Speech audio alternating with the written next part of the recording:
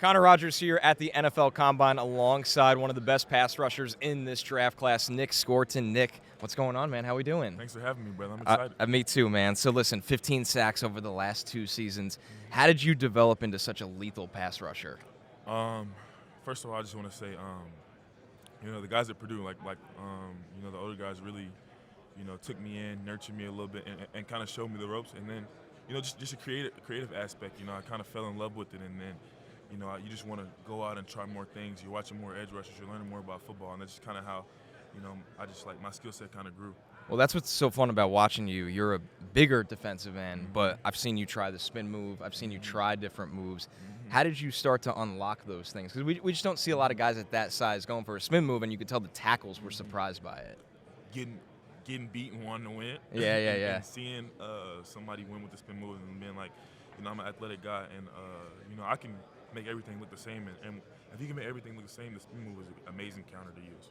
So we got to see you rush with your hand in the dirt. We got to see you rush standing up. Do you have a preference? No, sir. I mean, it just really depends. Early down, I like to be in a three-point. Yep. But it's third down, I fluctuate both. What are the advantages of each? I think whenever you're up standing, you can see everything. Yeah. But when you're down on the ground, I feel like I'm a little bit more explosive. That pop is a little bit more there in that three-point. So I talked about the spin move, but obviously you also win in a lot of different ways. Do you have a favorite pass rush move? Like it's like 3rd and 9. It's like, all right, I got to reach into my pocket here and get home. What do you go to? I love the cross chop. Yeah. And, like I said, the cross chop just opens up so many things. Like, it opens up my counter, and that's kind of how I think about it. Like, my outside moves all open up my counters and things like that. So here you get to meet with a ton of NFL teams. What's the most important thing for them to learn about you? Just that, how much I love football and how much I'm dedicated to this game. This is what I wanted to do ever since I started this journey, and I'm committed to do whatever it takes to be the best at what I do.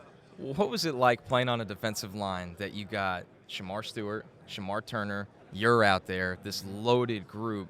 Like, how much did that raise the intensity? Oh, it raised a ridiculous amount. Like, you're fighting for plays in practice, you're fighting for plays in games, and we just kind of every time someone's playing really good, you just boost the other one because you don't want to look like you're slacking.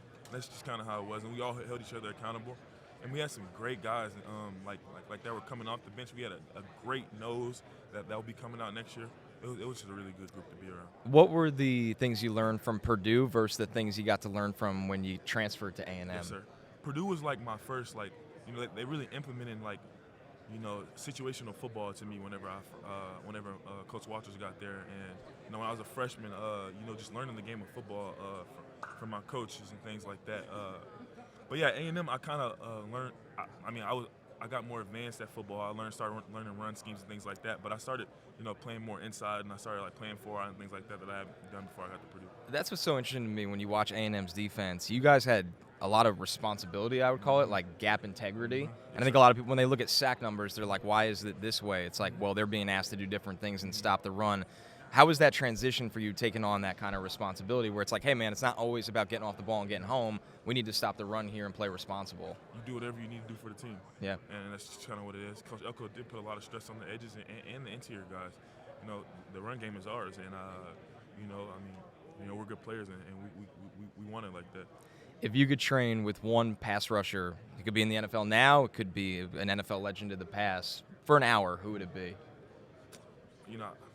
I want to pick Dwight Freeney's brain on the That's a great one. Yeah. I just want to see what made him just really trademark this, and how is he so special at it.